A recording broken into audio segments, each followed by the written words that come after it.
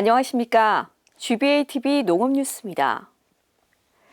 기술원은 실시간 유전자 진단 기술을 통해 사과와 배에 치명적인 피해를 주는 과수화장병 감염나무를 찾아 사전 제거 작업을 하고 확산 차단에 주력하고 있습니다. 과수화장병은 고위험 식물 검역병으로 잠복기가 길어 감염된 뒤에도 2년에서 5년 뒤 증상이 나타나는 등 그동안 예찰과 방제가 매우 어려워 발생 과원은 매몰하고 있습니다. 하지만 실시간 유전자 진단 기술 활용으로 증상이 나타나기 전 숨어있는 화장병균을 찾을 수 있어 보다 효과적으로 방제할 수 있습니다.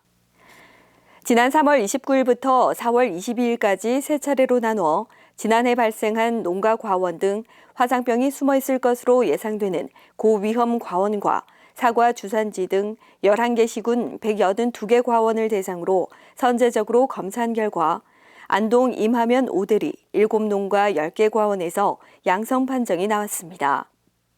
양성이 나온 나무는 방제 명령을 시행해 사전 제거를 완료했으며 과원은 특별관리과원으로 분류해 적과 작업 등 농작업을 다른 과원과 철저히 격리하는 등 추가 확산을 차단하고 있습니다.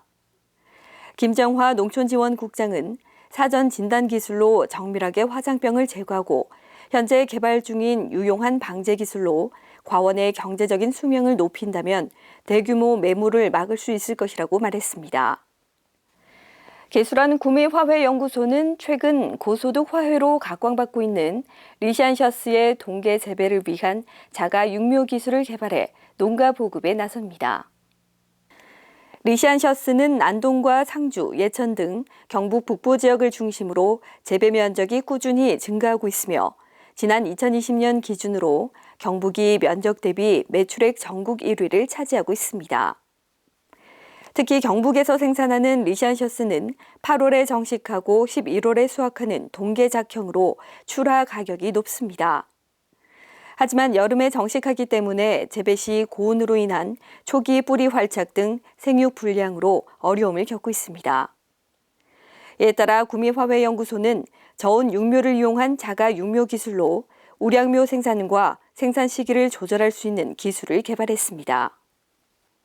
이 기술은 육묘 시 저온을 유지해 묘의 로제트와 도장 등 다양한 문제점을 해결하는 기술로 종자 파종 뒤 10도 내외 온도의 저온 저장고에 40일에서 50일간 암조건한 뒤 주간 25도 이하, 야간 15도 이상 유지되는 육묘시설에서 50일에서 60일 육묘 뒤 잎이 나오고 절간 생육이 시작되는 시점에 정식하는 것입니다.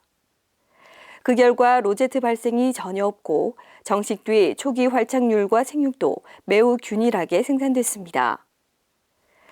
구미화훼연구소는 이번 기술 개발로 초기 생육 불량을 해결하고 자가 육묘로 생산 원가도 절감할 수 있어 농가 소득 향상에 크게 기여할 것으로 기대된다고 전했습니다.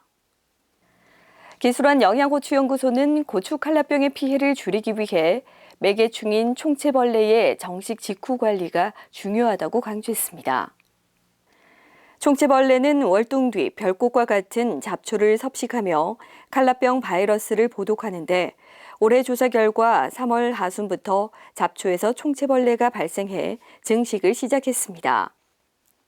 잡초에서 증식한 총채벌레는 고추 정식 직후 재배 포장으로 유입되며 5월 기온 상승과 개화 뒤 밀도가 급격하게 증가하면 방제가 어려워집니다.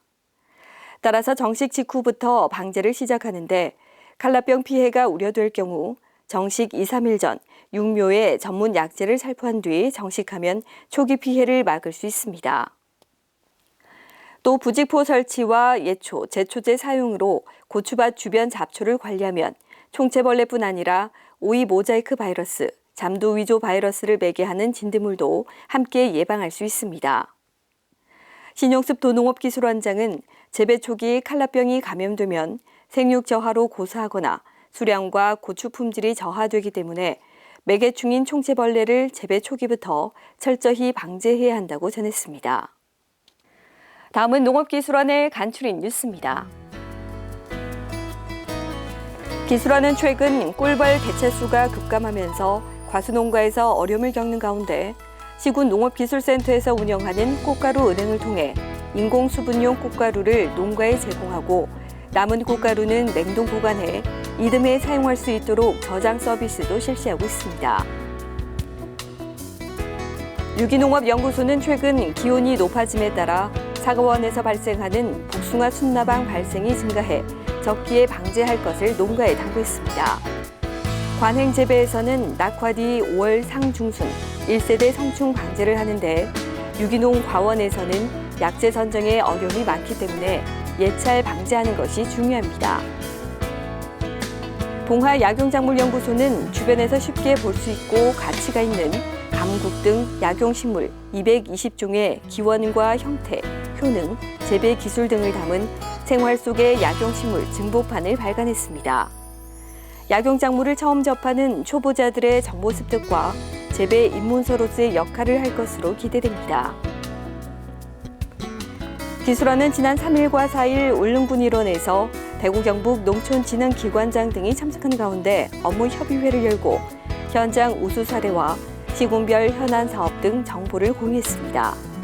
또 울릉군 농산물 가공 지원센터, 산채 비빔나물 가공 사업장, 농업용 모노레일 설치 농장 등 주요 농업 현장을 둘러봤습니다. 전형적인 맑은 봄날이 이어지고 있습니다. 이번 한 주도 활기찬 시간 보내시기 바랍니다.